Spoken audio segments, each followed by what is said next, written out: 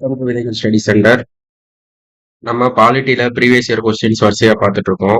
இன்னைக்கு நம்ம பாலிட்டியில previous year question பார்க்க போற டாபிக் வந்து சிட்டிசன்ஷிப். ஸோ டைரக்டா கொஸ்டினுக்கே போயிடலாம். நமக்கு சிட்டிசன்ஷிப்ல 19 to 24 வரைக்கும் 15 கொஸ்டின்ஸ் கேட்டிருக்காங்க. எப்படி கேட்டிருக்காங்கன்னா எல்லாமே ரொம்ப ரொம்ப பேசிக்கான ஒரு கான்செப்ட் தான் கேட்டிருக்காங்க. லைக் நீங்க அந்த ஆர்டிகிள்ஸ் மட்டும் நல்லா படிச்சிட்டாலே போதுமானது. ஓகே, இந்த ஆர்டிகிள்ஸ் அதாவது 5 to 11 வரை இருக்கும். அதுக்கப்புறம் 1955 போட்ட சிட்டிசன்ஷிப் ஆக்ட் இருக்குல்ல, குடியுரிமை பெறுவதற்கு 5 வழியும் குடியுரிமை இழக்கிறதுக்கு ஒரு 3 வழி இருக்கும். ஸோ இதை மட்டுமே நல்லா பார்த்துட்டாலே போதுமானதுதான். பட் நம்ம கொஞ்சம் ரீசெண்டா சிட்டிசன்ஷிப் அமெண்ட்மெண்ட் ஆக்ட் எல்லாம் பண்ணியிருந்தாங்க. அந்த ப்ரொவிஷன்ல கரண்ட் அஃபேர்ஸ்ல நியூஸ் இருந்ததுனால அந்த 2019 பண்ண திருத்தத்துல இருந்து ஒரு கொஸ்டின் அப்படியே டைரக்டா கேட்டிருக்காங்க. ஸோ ஸ்டாட்டிக்கா இருக்க ஏரியா எல்லாம் பார்த்துட்டு இந்த 15 கொஸ்டினையும் டிஸ்கஸ் பண்ணிருக்கேன். நமக்கு குடியுரிமைன்றது பகுதி 2ல ஆர்டிகிள் 5ல இருந்து 11 வரை சொல்லியிருக்காங்க. ஓகேவா? ஸோ இதை ஃபாலோ பண்ணி தான் நம்ம குடியுரிமை கொடுத்துட்டு இருந்தோம். அன்டில் எப்போ வரனா நமக்கு குடியுரிமை சட்டம் போடுற வரைக்கும் 1955 குடியுரிமை சட்டம் போடுற வரைக்கும் நம்ம இதை ஃபாலோ பண்ணி தான் சட்டங்கள் போட்டுட்டு இருந்தோம். குடியுரிமை ஒவ்வொருத்தருக்கா கொடுத்துட்டு இருந்தோம். ஸோ என்னன்னு பார்த்தோம்னா ஆர்டிகல் 5 to 11 வரை தான் சொல்லியிருக்காங்க. பகுதி 2. ஓகே, பகுதி 2 குடியுரிமையை பத்தி சொல்றாங்க. ஸோ ஆர்டிகிள் 5ல என்ன சொல்றாங்கன்னா, நமக்கு அரசியலமைப்பு ஆரம்பிச்ச தொடக்கத்துல நமக்கு குடியுரிமை யாருக்கெல்லாம் இருக்கு அப்படின்றத பத்தி சொல்லியிருக்காங்க. யாரெல்லாம்னா, people who are born in India or have been residing in India for 5 years immediately before the commencement of the constitution. அதாவது நம்ம அரசியலமைப்பு நடைமுறைக்கு வர்றதுக்கு முன்னாடி இருந்தே இந்திய குடிமக்களா இருக்கவங்களும், இல்லைன்னா அதுக்கு முன்னாடி ஒரு 5 வருஷமாச்சு இந்தியால குடியுரிமை வாங்கி இந்தியாவிலே வசிக்கிறவங்களுக்கும் நம்ம குடியுரிமை கொடுக்குறோம் அப்படின்னு சொல்றது ஆர்டிகிள் 5. ஓகே, ஆர்டிகிள் 6 என்ன சொல்லியிருப்பாங்கன்னா, migrated from Pakistan to India, அதாவது பாகிஸ்தான்ல இருந்து இந்தியாவுக்கு வந்திருப்பாங்கல்ல. ஸோ நமக்கு 1947 சுதந்திரம் வாங்குறப்ப இந்தியாவை ராட்லிஃப்ன்ற ஒருத்தர் பிரிக்கிறாரு. பார்ட்டிஷன், இந்தியாவை பார்ட்டிஷன் பண்றாங்க. அந்த பார்ட்டிஷன் பண்ற டைம்ல பாகிஸ்தானுக்கு, அதாவது அப்போ இப்ப இருக்க பங்களாதேஷும் பாகிஸ்தான் தான், பாகிஸ்தானும் ஆக்சுவலா இப்ப இருக்க பாகிஸ்தான் தான். So west Pakistan, east Pakistan சொல்லியிருப்பாங்க. ஓகேவா? ஸோ இந்த 2 பாகிஸ்தான்ல இருந்தும் மக்கள் இங்க இருந்து அங்கேயும், அங்க இருந்து இங்க மக்களும் குடியேறி இருப்பாங்க. ஸோ யாரெல்லாம் பாகிஸ்தான்ல இருந்து இந்தியாவுக்குள்ள வராங்களோ அவங்களுக்கு குடியுரிமை கொடுக்கறத பத்தி சொல்றதுதான் ஆர்டிகிள் 6. ஓகே, அதுக்கப்புறம் ஆர்டிகிள் 7 அப்படியே ரிவர்ஸ். ஒருத்தர் பாகிஸ்தான் போயிருப்பாங்க, ஆனா அங்க அவங்களுக்கு இருக்க பிடிக்கல, இல்ல அவங்களுக்கு அங்க நிலைமை சரியில்லை. ஸோ அங்க போயிட்டு திரும்ப இந்தியாவுக்கு வருவாங்கல்ல. ஸோ ஃபர்ஸ்ட் பேசிக்லி பாகிஸ்தான்ல இருந்து இந்தியாவுக்கு வரவங்களுக்கு ஆர்டிகல் 6, இந்தியால இருந்து பாகிஸ்தான் போயிட்டு திரும்ப வரவங்களுக்கு ஆர்டிகல் 7. ஓகே, PIIP அப்படின்னு யோசிச்சோம். அதுக்கப்புறம் article 8, persons of Indian origin settling abroad அப்படின்னா ஒண்ணும் இல்ல, இந்தியா வம்சாவளியா ஒருத்தங்க இருப்பாங்க, ஆனா அவங்க வெளிநாட்டுல இருப்பாங்க, அவங்களுக்கு குடியுரிமை கொடுக்கணும்ல, அதை பத்தி சொல்றதுதான் ஆர்டிகல் 8. ஓகே, ஆர்டிகல் 9னா ஒருத்தவங்களுக்கு குடியுரிமை எப்படி ஸ்டாப் பண்ணலாம் அப்படின்னு சொல்றதுதான் டெர்மினேஷன் ஆஃப் சிட்டிசன்ஷிப் தான் ஆர்டிகல் 9. ஆர்டிகல் 10 என்னன்னா கன்வீனியன்ஸ் ஆஃப் சிட்டிசன்ஷிப், அதாவது பார்லிமெண்டா ஒரு லா போட்டு உங்களுக்கு சிட்டிசன்ஷிப் கிடையாது அப்படின்னு ஒரு நபருக்கு சொல்ற வரைக்கும் அவங்க இந்திய குடிமகனா இருக்கலாம் அப்படின்னு சொல்றது ஆர்டிகல் 10. ஆர்டிகல் 11 என்னன்னா பார்லிமெண்ட்டுக்கு மட்டும்தான் இந்த சிட்டிசன்ஷிப் ஆர்டிகல் 5ல இருந்து 10 வரைக்கும் என்ன அமெண்ட்மெண்ட்னாலும் பண்றதுக்கு ஒன்லி பவர் யாருக்கு இருக்குன்னா பார்லிமெண்ட்டுக்கு மட்டும்தான் இருக்குன்னு சொல்லியிருக்காங்க. ஓகே, ஸோ இது எல்லாமே ஈஸியான ஒரு இதுதான். ஃபர்ஸ்ட் என்ன பண்ணணும்னா ஆர்டிகல் ஃபுல்லா மனப்பாடம் பண்ணிருங்க. ப்ரெசன்ட்லி நம்ம இந்த ஆர்டிகல்ஸ் படி தான் சிட்டிசன்ஷிப் கொடுக்குறோமானா கிடையாது. ஒரு மாடர்ன் டெமோக்ராட்டிக் ஸ்டேட்ல, அதாவது இப்ப இருக்க நவீன மக்களாட்சி அரசுல சட்டங்கள் போட்டு தான் நம்ம கொடுக்குறோம். கான்ஸ்டியூஷன் வச்சு நம்ம இந்த இதுல கொடுக்கல. ஸோ 1955 குடியுரிமை சட்டத்து மூலமா தான் நம்ம கொடுக்குறோம். ஸோ நம்ம இந்திய நாட்டுல எப்படி சட்டங்கள் இருக்கு அப்படின்னா ஒற்றை குடியுரிமை தான் வழங்குறோம், சிங்கிள் சிட்டிசன்ஷிப் தான் கொடுக்குறோம். ஓகே, அப்படின்னா என்னன்னா கனடாவும் நம்மளும் இந்தியாவும் சேர்ந்து தான் இருக்கும். அப்படின்னா நமக்கு இந்தியா இருக்குன்னா இந்தியால 28 ஸ்டேட், 8 யூனியன் டெரிட்டரி இருக்கு. ஸோ எல்லாத்துக்குமே தனித்தனி குடியுரிமை, அதாவது இந்தியாவுக்கு ஒரு குடியுரிமை, நம்மளோட நாட்டு மாநிலத்துக்கு ஒரு குடியுரிமைன்னு கொடுக்கல. அமெரிக்கால என்ன பண்ணிருப்பாங்கன்னா டூயல் சிட்டிசன்ஷிப். இப்போ அமெரிக்கால வாஷிங்டன்ல ஒருத்தவங்க இருக்காங்கன்னா அவங்களுக்கு ஒரு சிட்டிசன்ஷிப்பும், மொத்த நியூயார்க்குன்னு ஒரு அமெரிக்காக்குன்னு ஒரு சிட்டிசன்ஷிப் இருக்கும். ஓகே, ஸோ அமெரிக்கா, ஆஸ்திரேலியாலாம் இரட்டை குடியுரிமை, இந்தியா வந்து ஒற்றை குடியுரிமை. ஓகேவா? அதுக்கப்புறம் வந்து இந்த ஒற்றை குடியுரிமை எங்க இருந்து எடுத்துட்டு போனா பிரிட்டிஷ்ல இருந்து எடுத்துட்டு போகணும். எக்ஸப்ஷன்ஸ் எல்லாம் கொஞ்சம் இருக்கும். யாருக்கெல்லாம் எக்ஸப்ஷன் கொடுக்குறாங்கன்னா, இப்போ வந்து residence requirement for the employment, அதாவது ஆர்டிகிள் 16 என்ன சொல்லியிருப்பாங்கன்னா, நம்ம வந்து ரெசிடென்சியல் குவாலிஃபிகேஷன், ஒருத்தவங்களோட இருப்பிட தகுதியை வச்சுதான் சில வேலைகளை நம்ம கொடுப்போம் அப்படின்றதுக்கு ஒரு சட்டம் ஏற்றிருக்காங்க. Public employment requirement as to residence act, அதாவது பொது வேலை வாய்ப்புக்கு நம்மளோட இருப்பிடம் சார்ந்த ஒரு தகுதி தேவை அப்படின்னு 1957ல போட்டிருக்காங்க ஒரு சட்டம். முக்கியமா எந்த மாநிலத்துக்குன்னா Andhra Pradesh, Telangana, under article 371D. அதாவது ஆர்டிகல் 371ல 371A BCDEFGH அப்படின்னு கொஞ்சம் ஆர்டிகல்ஸ் இருக்கும். அதெல்லாம் ஒவ்வொரு மாநிலத்துக்கான சிறப்புரிமைகள். ஸோ அந்த சிறப்புரிமைகள் படி ஆர்டிகல் 371D எதை சொல்லுதுன்னா, நமக்கு அந்த மாநிலங்கள்ல ஆந்திராலையும் தெலுங்கானாலையும் நமக்கு அவங்க கவர்மெண்ட் வேலையில இருக்கிறதுக்கு ஒரு இருப்பிடம் சார்ந்த ஒரு தகுதியை சொல்றாங்க.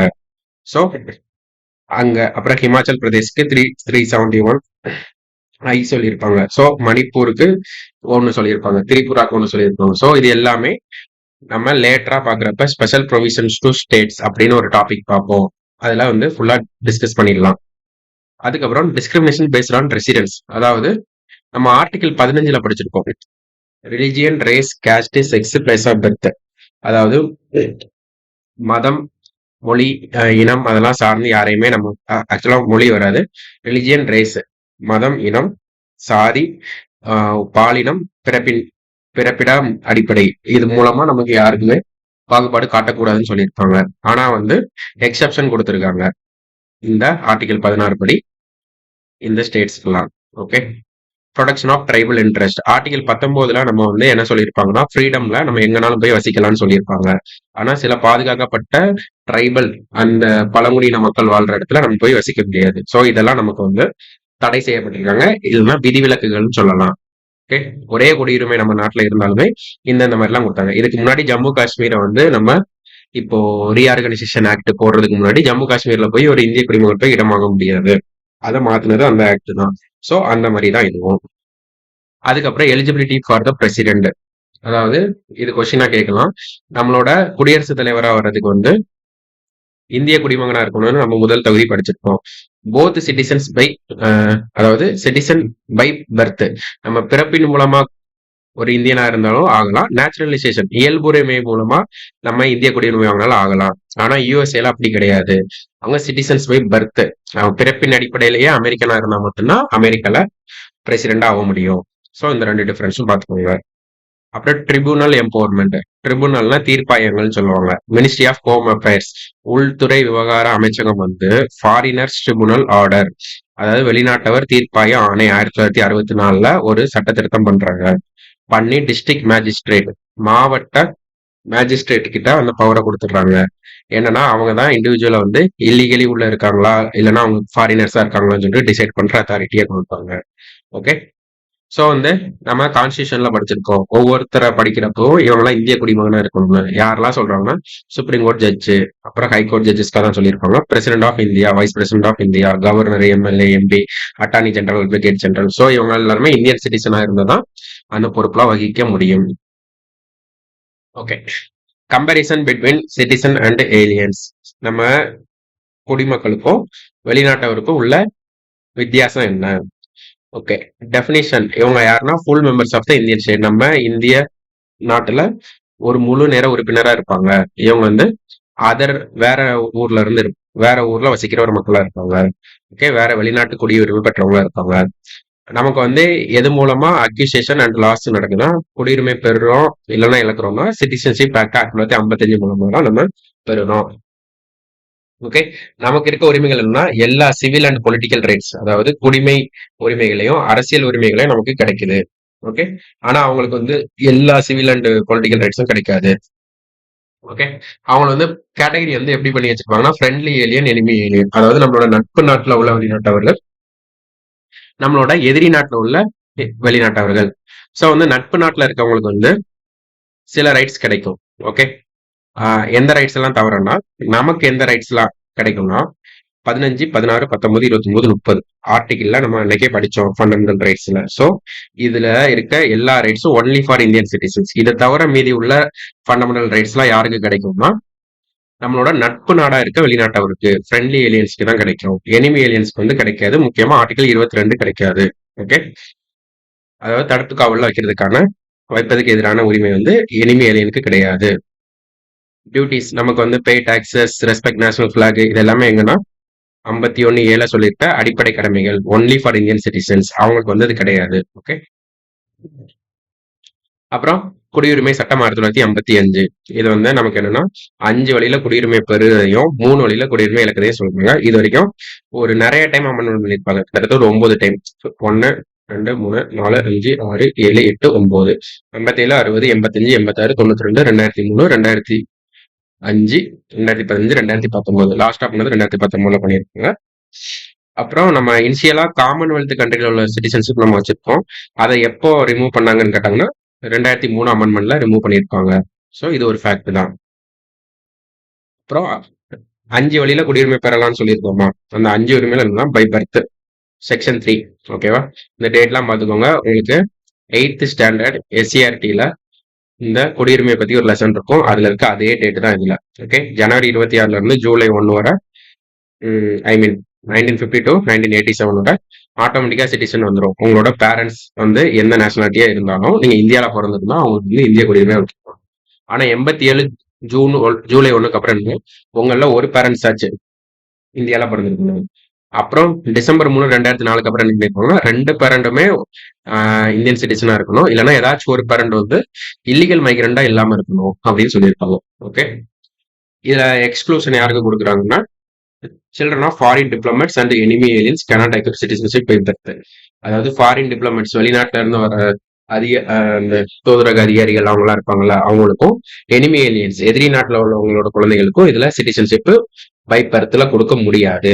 பை டிசென்ட்னா வம்சாவளி செக்ஷன் 4ல சொல்லியிருக்காங்க. ஸோ அந்த டேட் எல்லாம் பார்த்துக்கோங்க. ஓகே, எல்லாம் சேம் இயர் தான் இருக்கும்.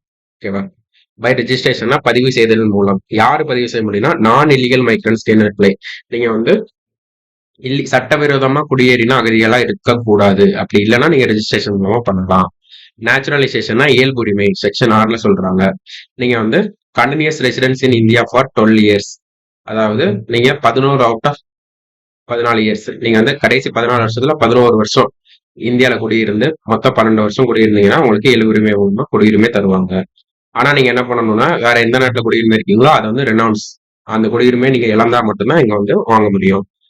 நீங்க வந்து உங்களோட கேரக்டர் நல்லா இருக்கணும். அப்புறம் 8th ஷெட்யூல் 8வது அட்டவணையில சொல்லப்பட்ட 22 அபிஷியல் லாங்குவேஜ்ல ஏதாவது ஒண்ணு உங்களுக்கு தெரிஞ்சிருக்கணும். Okay, by incorporation of territory section 7 அப்படின்னா ஒன்றும் இல்லை. இப்ப இந்தியா இருக்கு, எங்க பாண்டிச்சேரி வந்து பிரெஞ்சு கண்ட்ரோல்ல இருக்கு. ஸோ வந்து பாண்டிச்சேரியை வந்து நம்ம வந்து 1962ல இணைக்கும் போது இன்கார்பரேஷன் ஆஃப் டெரிட்டரி அந்த நாட்டோட இதை தானே நம்ம நினைக்கிறோம். ஸோ அது மூலமா அங்க பாண்டிச்சேரியில இருக்க மக்கள் வந்து நம்ம நாட்டு குடிமக்களா மாறுறாங்க. அதுதான் சொல்றேன். லாஸ் ஆஃப் சிட்டிசன்ஷிப் 3 வழியில பண்ணலாம். 8, 9, 10 செக்ஷன். ஓகே, இப்ப என்னன்னா நம்மளா வந்து சிட்டிசன்ஷிப் வேண்டாம்னு சொல்லலாம். 2வது, மைனர் சில்ட்ரனா இருந்தா நமக்கு 18 வயசு ஆனதுக்கு அப்புறம் 1 இயர் டைம் இருக்கு நம்ம வந்து சிட்டிசன்ஷிப் வேணுமா வேண்டாமா அப்படின்னு சொல்றதுக்கு. பட் ஒரு அடல்ட்டா இருக்கிறவங்க ஆட்டோமேட்டிக்கா நம்மளா சிட்டிசன்ஷிப்பை ரினவுன்ஸ் பண்ணலாம். டெர்மினேஷன்னா அதுவா முடிவுக்கு வருது. எப்பனா நம்மளா போயிட்டு வேற நாட்டு சிட்டிசன்ஷிப் வாங்கணும்னா ஆட்டோமேட்டிக்கா எங்க சஸ்பெண்ட் ஆயிரும். ஆனா அது எக்ஸப்ஷன் பார்த்துக்கோங்க. வார் டைம்ல வந்து ஒரு போர் நடக்கும்போது நீங்க வேற நாட்டு குடியுரிமை வாங்கி செட்டில் ஆயிட்டீங்கன்னா இந்திய குடியுரிமை தன்னால போகாது. இது வந்து ரொம்ப முக்கியம். அப்புறம் வந்து நீங்க எப்படி இழக்கலாம் அப்படின்னா கவர்மெண்ட் வந்து உங்க குடியுரிமையை தடை செய்யலாம். நீங்க ஒரு ஃப்ராடு பண்ணி உள்ள வந்திருக்கீங்க, டிஸ்லாயல்டி கண்ட்ரிக்கு வந்து ரொம்ப ஒரு லாயலா இல்லாம இருக்கீங்க, அன்லாஃபுல் ட்ரேட், அதாவது engage with enemies during war time, நம்மளும் இன்னொரு நாடும் சண்டை போட்டு இருக்கணும், அந்த நாட்டுக்கு நீங்க சப்ளை பண்றீங்க, ட்ரேட் பண்றீங்க அப்படின்னாலும் உங்களை இது பண்ணலாம். அப்புறம் கிரிமினல் ரெக்கார்டு. நீங்க வந்து சிட்டிசன்ஷிப் வாங்கிட்டீங்க வெளிநாட்டுல இருந்து, ஒரு 5 வருஷத்துல வாங்கி ஒரு 2 வருஷம் முழுமையா ஜெயில இருந்தீங்கன்னா உங்களுக்கு குடியுரிமை ரத்து பண்ணிடுவாங்க.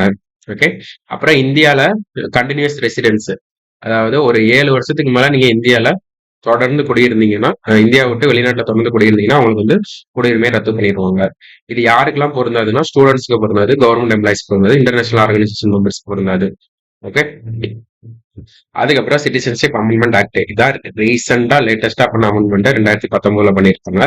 ஸோ வந்து இதுல என்ன சொல்லியிருப்பாங்கன்னா, டெஃபினிஷன் இல்லீகல் மைக்ரண்ட், அதாவது சட்டவிரோதமா குடிபெயர்ந்தவங்க யாரு அப்படின்றதுக்கு டெஃபினிஷன் சொல்லியிருக்காங்க. அப்படின்னா யாருன்னா, foreigner entering India without valid documents, அதாவது எந்த ஒரு வேலிடான டாக்குமெண்ட்டும் ஆவணங்களும் இல்லாம ஒரு வெளிநாட்டவர் இந்தியால வந்து குடியிருந்தா அவர் தான் இல்லீகல் மைக்ரண்ட். ஸோ வேலிடான டாக்குமெண்ட் இருந்து குடியிருந்தா அவங்க வந்து இல்லீகல் மைக்ரண்ட் கிடையாது.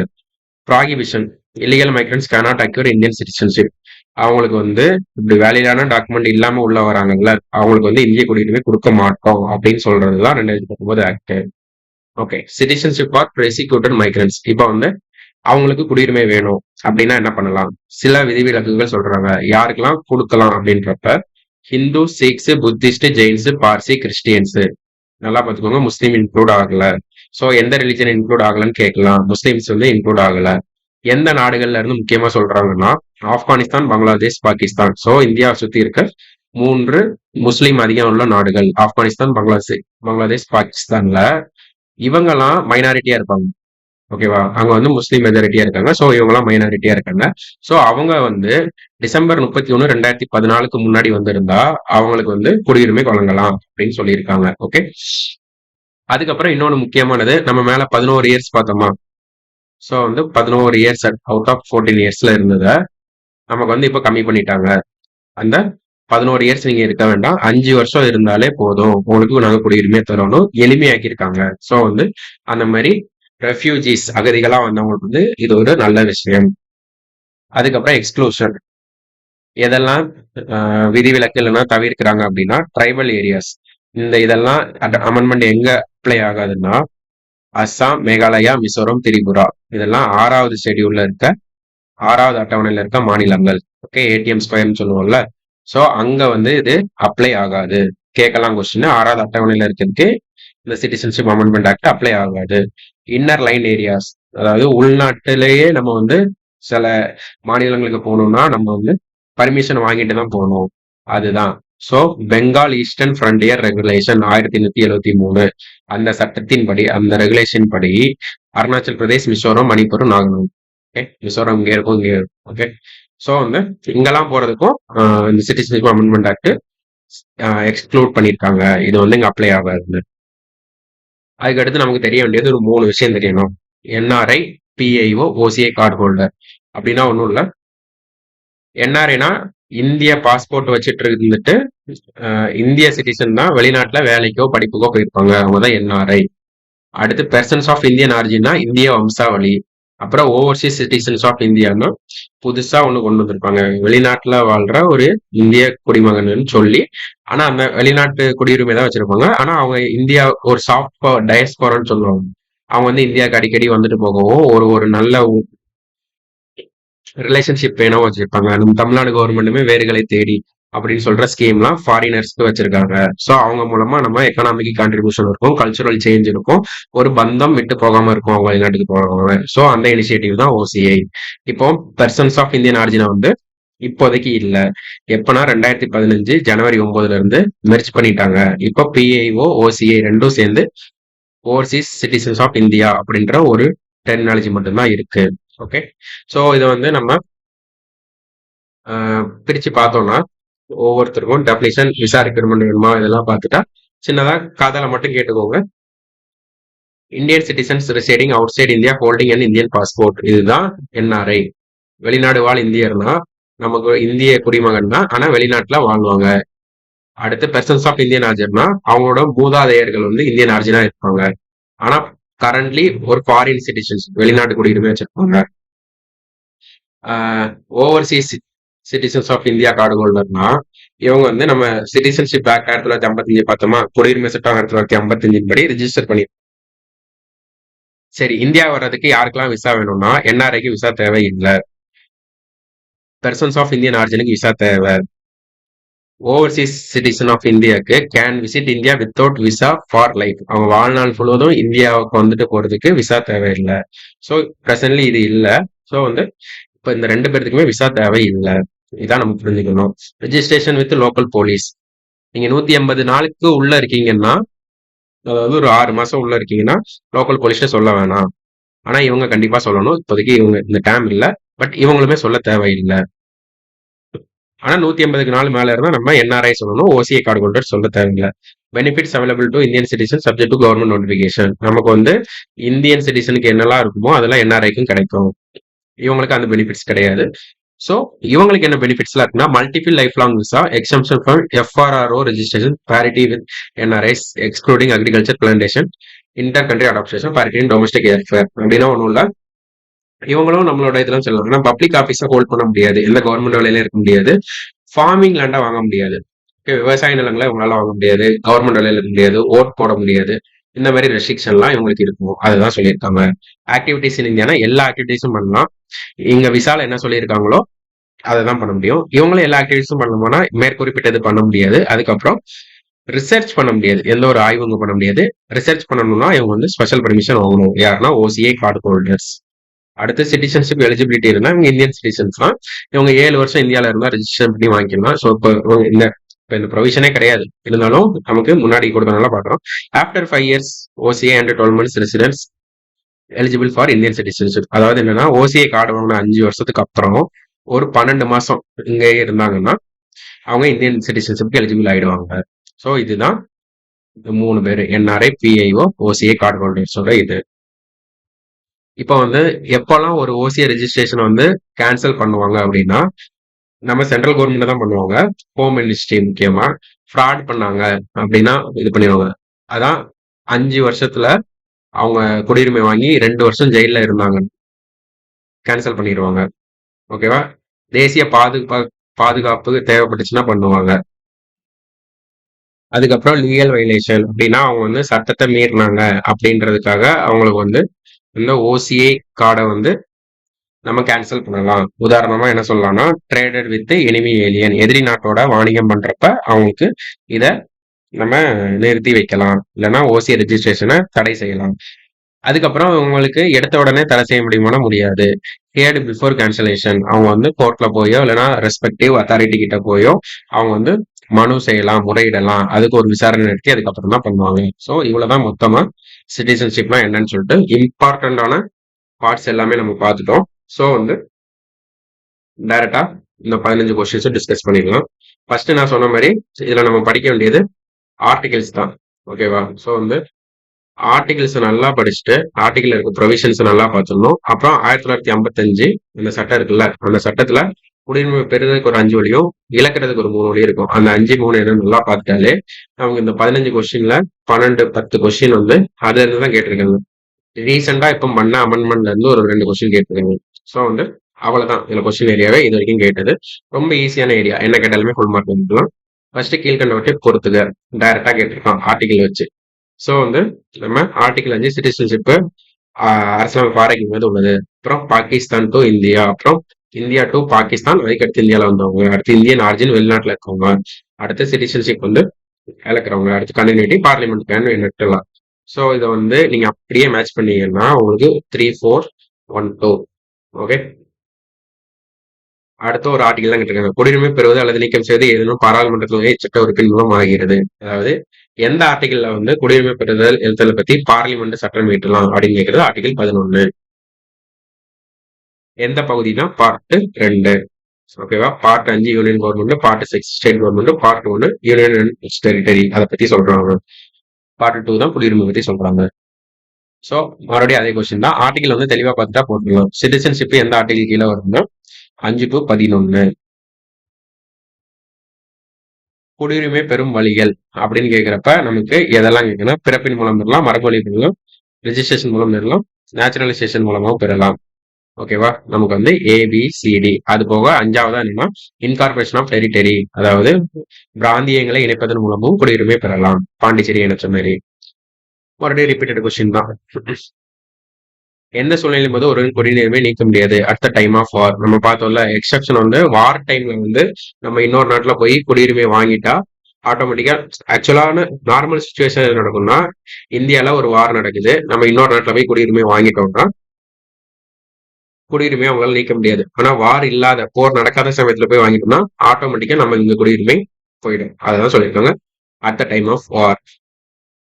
Which of the following is not a condition for becoming a citizen of India? அதாவது நம்ம இங்க சொத்து வாங்குறது மூலமா இந்திய குடிமகனா மாற முடியாது. அந்த 1955 ஆக்ட்ல 5 வழி சொல்லியிருப்பாங்க. அக்யூரிங் ப்ராப்பர்ட்டி கிடையாது. சோ இதுதான் அந்த current affairs based question. Which of the following statements of citizenship amendment act 2019 are true?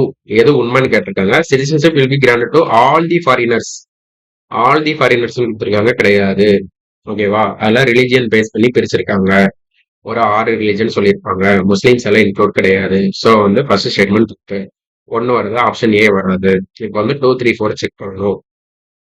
3 என்னன்னா members of the specific communities will be granted citizenship within 6 years instead of 12 years சொல்லியிருக்காங்க. 11 வருஷமா இருந்துச்சு, இப்போ 5 வருஷமா மாத்திருக்காங்க. So statement 3 தப்பு. 3 வரதை eliminate பண்ணலாம். நமக்கு 2 and 4 தான் correct. Okay. Citizenship to members Hindu, Sikh, Buddhist, Jain, Parsi, Christian from Afghanistan, Bangladesh, Pakistan before 31 December 2014. இது அந்த நியூஸ்ல இருந்து அப்படியே இருக்கு, காப்பி பேஸ்ட் பண்ணியிருக்காங்க.